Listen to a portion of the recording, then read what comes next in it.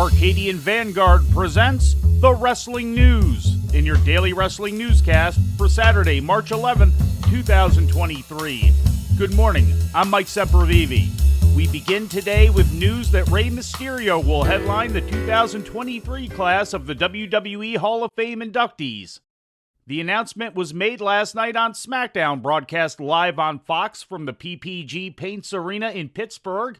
Mysterio, a 34-year veteran and three-time world champion in WWE, would become the first wrestler inducted into the WWE Hall of Fame while still fully active in the ring. Mysterio addressed the announcement following SmackDown in a WWE digital exclusive. I'll tell you what, this right here is the best feeling in the world. It's an accolade that so many of us superstars dream of having one day, and at the end of the day, the people that love me the most will be right by my side. The 2023 Hall of Fame ceremony is scheduled to take place Friday night, March 31st, immediately following SmackDown. Also on last night's show, the five-way match involving Sheamus, LA Knight, Drew McIntyre, Xavier Woods, and Karrion Kross held to determine the number one contender to the Intercontinental title at WrestleMania ended with two winners. Both Sheamus and Drew McIntyre came out victorious, simultaneously pinning Woods and Knight respectively. Afterwards, it was announced that Sheamus and McIntyre would face off next week to determine who would oppose Gunther for the Intercontinental title next month, although a triple threat involving all three has been rumored. The closing segment of the show featured Cody Rhodes coming to the aid of Sami Zayn to fight off both Jimmy and Jey Uso. Wait a minute, Sami! Sneak attack, payback on Jey, but it's 2-on-1. Sami Zayn! And now Cody Rhodes gets into the mix, and the brawl's underway. Sami Zayn, from out of nowhere, attacking Jimmy. Right on top of her announce table. Cody and Jey fighting out into the WWE fans. In other results, a SmackDown Women's Champion Charlotte beat Shotzi by submission, Judgment Day defeated Legado del Fantasma, and the Viking Raiders bested Braun Strowman and Ricochet when Ivar pinned Ricochet. Later in the evening, AEW Rampage was broadcast on TNT, featuring matches taped last Wednesday at the Golden One Center in Sacramento, California. During the show, Mark Briscoe announced that a Reach for the Sky ladder match would be taking place at Supercard of Honor on March 31st to determine the new holders of the Ring of Honor World Tag Team title. Briscoe announced the Lucha Brothers as the first participants in the ladder match. Mark Briscoe has held the ROH Tag title on his own since the passing of his brother Jay in January.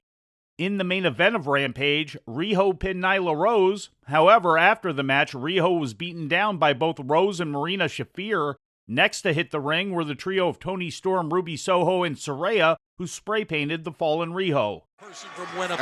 And Riho, look at this. Riho getting spray-painted, even though, Toni Storm, I'm sure, is still smarting after that loss to Riho just a few weeks ago. But, and then Ruby Soho, I can't believe that it's disgusting. It's not disgusting. It's disgraceful. Look at this. They're sending a message to get out of the ring when they got TV time coming up. This is what big stars do, guys. Really.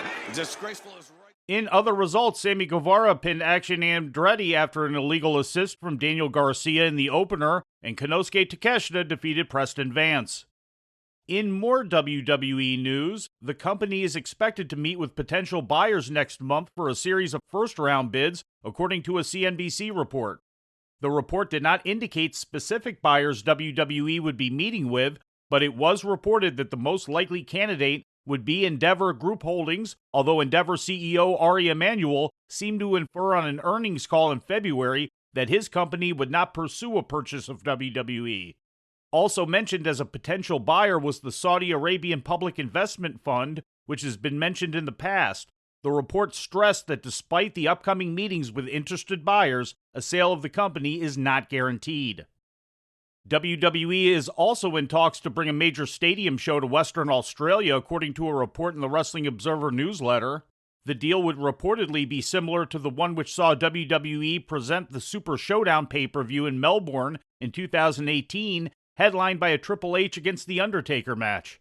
The show currently being negotiated is likely to be held in the city of Perth. WWE has not been to Australia since prior to the COVID-19 pandemic.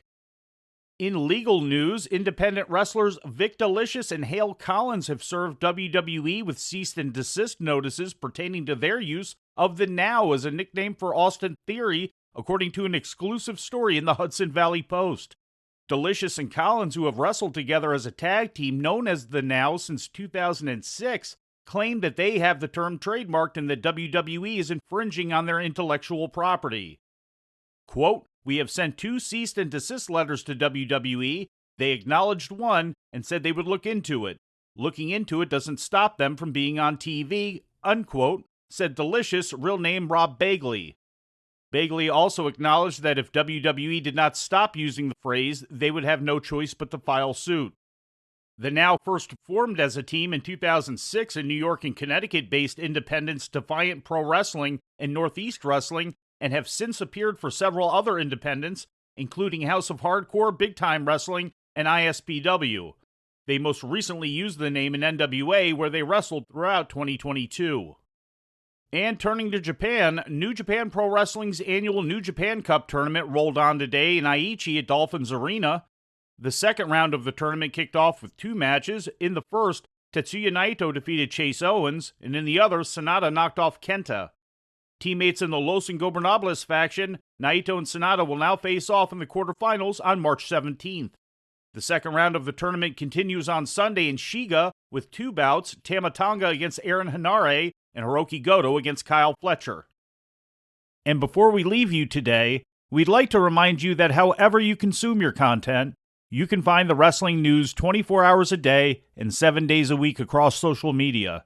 On Twitter, follow us at Wrestling News AV. Our Facebook page is also Wrestling News AV. The Wrestling News can also be found on the Arcadian Vanguard YouTube page. And for those who utilize Amazon Echo devices, just tell Alexa to play the Wrestling News podcast. And remember to make sure you add podcast at the end. Once again, for daily updates, breaking news, and more, follow the Wrestling News across social media. And that's the news for today. If anything happens, we will be here to tell you about it. No clickbait, no paywall, just the Wrestling News. The Wrestling News is a division of Arcadian Vanguard, and the Wrestling Newscast is a production of the Arcadian Vanguard Podcast Network.